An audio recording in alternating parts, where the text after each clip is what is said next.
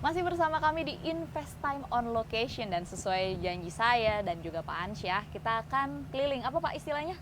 Jakarta. Cruising. Oke. Cruising tour Jakarta. Keliling-keliling kita akan lihat pemandangannya nih. Seperti yang terlihat di belakang saya kan lumayan ya pemandangannya tuh bagus, banyak yang bisa dilihat gitu ya Pak ya. Iya, betul. Oke. Nah, ini kalau bicara sedikit soal paket ya Pak ya. Ini saya dengar tuh ada paket yang lebih murah sebenarnya. Ada yang 5 jutaan untuk lihat sunset. Iya. Itu gimana tuh Pak? Betul. Ya, jadi paket Sunset Cruise Ya? itu kita mulai berangkat dari Marina Batavia ini sekitar jam 4:30.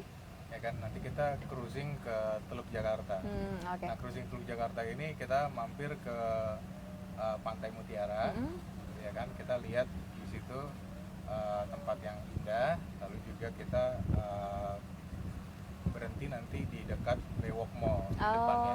Oke. Jadi di atas kapal kita bisa foto-foto yang romantis gitu kan, atau foto-foto keluarga dengan background sunset di Oke. Jakarta. Berarti pemirsa hanya dengan 5 juta rupiah kita bisa menikmati suasana di kapal mewah ini. Lumayan ya 5 juta rupiah, cukup terjangkau sebenarnya ya Pak. Oke. Terjangkau banget. Tapi kalau bicara soal kapal mewah, satu unit tipe kapal seperti ini tuh boleh tahu nggak Pak harganya tuh berapa sih Pak yang baru? Ya, kalau baru itu range-nya Ya, itu range-nya. antara sekitar 3,5 sampai 5 miliar. 3,5 sampai 5 miliar Ya. rupiah per Ya, unitnya. tergantung dari spesifikasi tentu aja. Soalnya interiornya mau dibikin lebih mewah lagi bisa. Oke. Yang menentukan mahal atau tidaknya itu salah satunya adalah interior. Interior. Apalagi tuh Pak yang dilihat? Mesinnya Engine ya. ngaruh itu Pak? Pengaruh karena satu engine itu harganya udah hampir 500 juta sendiri. Oh, kalau kapal ini punya berapa engine Pak? 3. 3 engine. Nah, 1,500 juta untuk engine aja 1,5 Engine miliar sendiri pemirsa untuk satu Ya. unit kapal ini, Ya, gitu ya Pak betul. ya. Nah, kalau bicara soal modal secara keseluruhan untuk membuka usaha ini, habis berapa sih Pak? ya mungkin kisarannya sekitar 10 sampai 15 M lah ya. 10 sampai 15 M itu untuk kepemilikan 2 kapal ya. Kepemilikan 2 kapal, lalu juga kan kita harus hitung biaya operasional. Bener. Operational cost itu termasuk seperti perawatan, Maintenance. ya, lalu kemudian sewa parkir kapal ya bisa dibilang. Seperti mooring itu kan dihitungnya per meter. Semakin besar kapalnya semakin mahal juga. Oke. Kalau seperti yang tadi kita di dermaga tadi berapa tuh Pak? Itu kita per bulan habis sekitar 20 jutaan untuk biaya Untuk parkirnya aja. Parkir aja 20 juta rupiah. Iya. Pemirsa, waduh, Iya, lumayan apa ya maintenance-nya. lumayan. Oke. Nah, kalau bicara soal itu maintenance, pengeluaran per bulan, profitnya Pak per bulan tuh berapa sih? Ya, sebelum pandemi ya. Ya, sebelum sebelum pandemi itu kita revenue bisa sekitar 400 sampai 500 juta sebulan. Revenue-nya saja itu udah di luar maintenance berarti ya? Revenue itu total pendapatan ya. Oh, oke. Tapi kalau profitnya itu profit? sekitar 60%. 60% berarti berapa tuh Pak? 300 sekitar 300 lah. 300 juta, tapi sebelum 300 juta. pandemi. Sebelum pandemi. Kalau Ya. setelah pandemi Pak? Setelah pandemi nangis. Aduh, sedih saya dengarnya. Ya, karena kita sempat di awal itu 3 bulan tutup. Tutup karena PPKM dan lain Ya, sebagainya. tapi kita komitmen karyawan tidak ada yang Cut. diputus Ya, PHK, oke. tetap dipertahankan. Penurunannya sampai berapa persen tuh Pak? Sekarang range-nya itu kita top ya, per bulan revenue mungkin bisa di 300 juta. Untuk profit sekitar 150 juta. Oke, bisnis yang cukup menggiurkan meskipun modalnya cukup besar juga sih ya Pak ya. Ya. Sebenarnya modalnya juga nggak hilang karena kapalnya bisa dijual lagi kan. Benar. Untuk revenue sekitar 300-400 juta selama pandemi dan profitnya berarti kalau bisa saya bilang 200 jutaan lah ya Pak ya. Ya. Kalau boleh tahu nih bayar pajaknya itu per tahun berapa sih Pak? Oh, pajaknya tentu aja kan kita ada biaya perpanjangan seperti STNK. Benar. Lalu kita juga kontribusi pajak juga di menghidupkan pariwisata di Pulau Seribu. Oke. Sehingga resort itu juga hidup dan mereka juga bayar pajak. Lalu kita juga bayar pajak dari sisi per invoice ya. Per invoice itu 21% kan. Per transaksi. Per transaksi. Kurang lebih Pak berapa per tahun? Atau biasanya hitungannya per berapa Pak? Per bulan, per tahun gitu? Ya, ya, ya per tahun ya. Per tahun, kurang lebih Pak? Ya mungkin sekitar 50-60 juta lah. 50-60 juta per tahun untuk bayar pajak usaha kapal pesiar atau yacht, ya Pak ya? Betul. Oke, lanjut.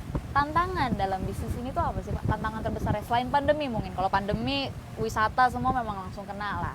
Ya, kalau tantangannya mungkin lebih kepada faktor alam ya. Di Kepulauan Seribu mungkin dimanapun itu gitu ya. Kalau wisata laut itu ada high season, ada low season. Oh, oke. Ini berkaitan juga dengan angin. Kalau misalkan angin timur, angin barat itu lagi kurang bagus cuacanya, ada beberapa bulan yang kita tidak bisa berangkat. Untuk faktor keselamatan kan, kita lebih mengutamakan keselamatan. Benar. Lalu juga yang terkait dengan permasalahan kebersihan. Kalau di Jakarta ini kan lautnya itu di wilayah-wilayah yang dekat daratan itu masih kotor. Oke. Ya, jadi kita selama perjalanan itu kapal itu bisa baling-balingnya kesangkut sampah. Nah itu berpengaruh dengan maintenance mesin. Kita maintenance mesin pernah habis misalnya sekitar 40 sampai 50 juta untuk memperbaiki. Karena ada kerusakan itu. Nah, kerusakan itu kebelit sama plastik, sampah, tali gitu ya. Oke. Nah, itu resiko yang terbesarnya itu. Namun kita tidak menyerah ya. Kita punya misi juga untuk menghidupkan pariwisata di Kepulauan Seribu. Karena sayang sekali saya sendiri pernah pertama kali ke Kepulauan Seribu itu tahun 2003-2004 dan waktu itu menggunakan kapal nelayan ya. Kita keliling-keliling pakai kapal nelayan selama 4 hari, Hopping Island, dan saya tinggal di tenda di kemah. Yang banyak kan memang begitu Pak. Iya. Tapi di situ juga saya cukup terkesan, namun cukup menderita, ya kan. Oke. Kalau dengan kita menyediakan transportasi yang nyaman, cepat dan aman, pasti yang orang akan mendapatkan experience yang luar biasa. Dapat keindahan alamnya, wisata pantai, wisata lautnya juga bagus. Ya, ketika sampai di Pulau Seribu bagian utara, itu bisa dibilang hampir sama dengan Kepulauan Maldives, hampir sama dengan Kepulauan Bali, hampir sama dengan Kepulauan Lombok, keindahan alamnya ya. Namun karena transportasinya nggak ada, akhirnya tidak nyaman.